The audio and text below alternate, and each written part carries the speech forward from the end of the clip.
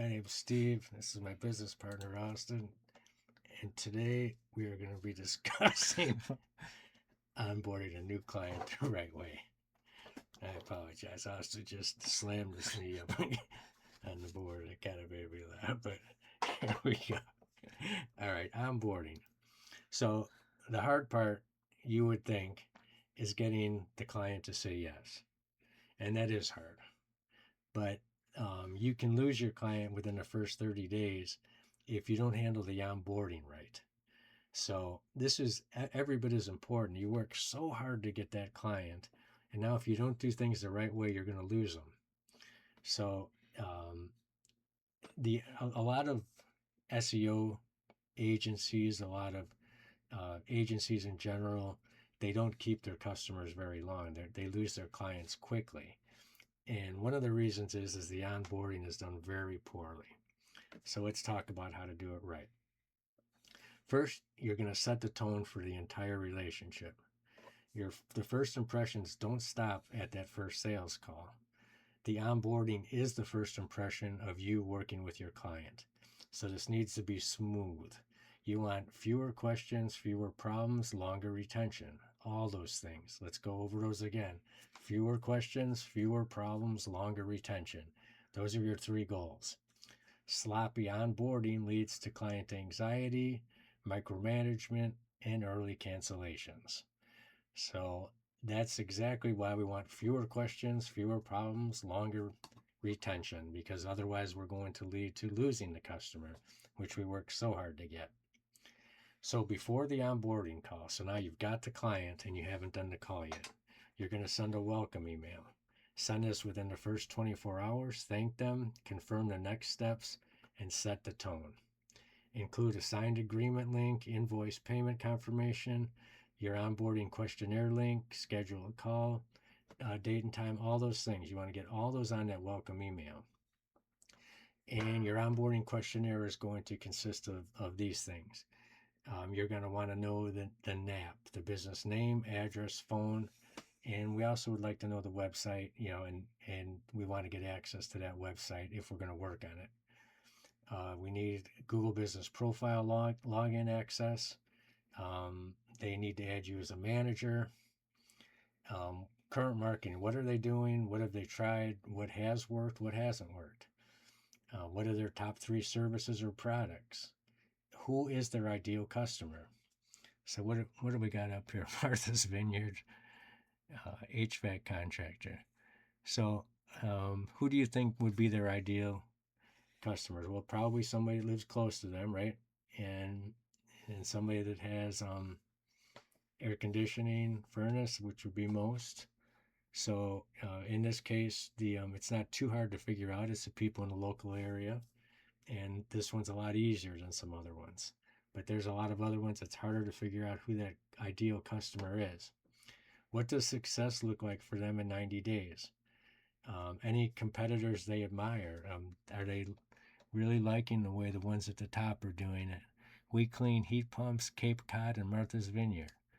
That's a very, very long name, but they are doing very well. 221 reviews and 5-star.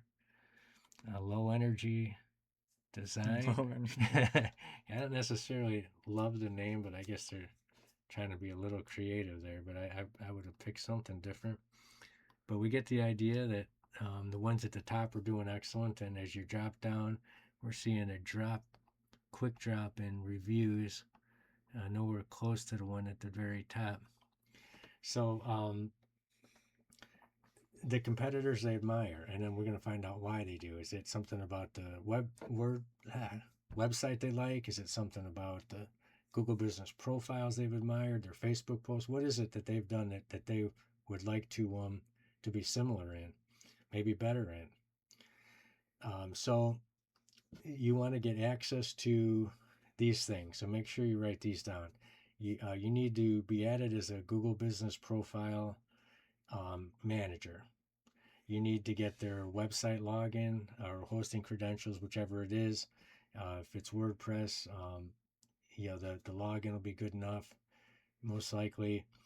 You'll want to get the social media access on Facebook. Probably you'll need to get access on that. and set up a shared folder, and you can share different things on that folder between going back and forth. That would be very helpful. Section 3, now you're up to the onboarding call. So now we've done all this preparation. We know all the stuff we need. Now we let them know what a great decision they made. Welcome them, and let's get a quick wins mindset. Here's what we're focused on first. Review their questionnaire answers together.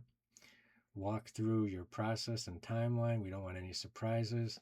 Set 30, 60, 90 days expectations. When will they see results? So don't make them think, if they're Brennan and Company, that we're going to get them up to number one in 90 days, even, especially not 30 days. It's going to take a long time to jump this company who's got 221, who's listed as an HVAC contractor, and we're Brennan. We're also fighting for that same spot, and we're far behind. So we're, the chances of catching them, even in a 6-month time frame, is going to be very tough. I haven't studied that market, but I can just tell that that's going to be a hard one to break through. Now, number 2 we can get to. So, but let them know that there's very hard competition at the top. We will work very hard to try to break into that, but that number 2 spot is well within our reach. Establish communication cadence, how often, what channels great to reach you on, what your response time will be. Answer any questions they have initially. End with confidence. Here's exactly what's going to happen next. Record the call with their permission and drop it in their share folder. So now we got that to look back on. If there's any miscommunication, we can always go back to that recorded call. It's very, very nice to have that. But the big thing is let them know how often you'll be available. Some clients might want to talk to you almost daily, and some might almost never want to talk to you. They want you to handle everything, and either one's fine. But just make it clear, like, how often you can be reached, how you can be reached. Do you like to have text? Do you like to get calls? Do you do Zoom call? Whatever you like to do, let them know that and establish that. I'm going to turn it over to Austin at this point to finish us off. So the first 7 days, this is where most agencies drop the ball. They close the deal and go quiet. So here's what you want to do. It's day 1, send a call recap email with action items and next steps. Day 2 to 3, begin GBP audit, website audit, or content strategy depending on package. Day 5, send a quick check-in.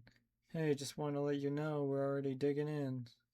And day 7, deliver your first piece of work or progress update.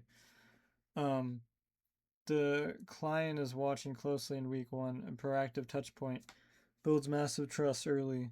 So you want to make sure you set expectations the right way. Be honest about timelines. Don't over promise to close a deal. For GBP, you may see movement in 30 to 60 days, but meaningful traction in 90 days. And for SEO, you could say, this is a half year to year long play. Here's what early indicators look like. For content, you can say consistency over 90 days is what builds momentum. Under promise, over deliver always, and give them a simple roadmap they can reference. 1 page is enough. There you go. So onboarding isn't the paperwork that you've prepared for yourself and for them. It's the communication that you've established. It's the relationship that you're building. Agencies that retain clients actually build them because the people like working with them. It's not even always the one that's best at SEO or best at content. Those aren't always the ones that retain their clients the best. A lot of times it's the ones that communicate the best, the ones that actually get along with their clients, the ones where the clients really respect what they're doing, understand what they're doing, and want to stay with them. Those are the people that win out at the end of the day. That's how business works. You can have the shiniest SEO platform available, but if you don't communicate with your client, if you don't get along with your client, you're going to lose that client. So this communication, this relationship building is every bit as important as the job you do. That's all I got for you today. Thank you for watching, and as always, please remember to like, comment, and subscribe. It helps us out a lot. We're doing this for you, and we hope that you can get your business started and off the ground very quickly if you haven't already. We'll see you tomorrow.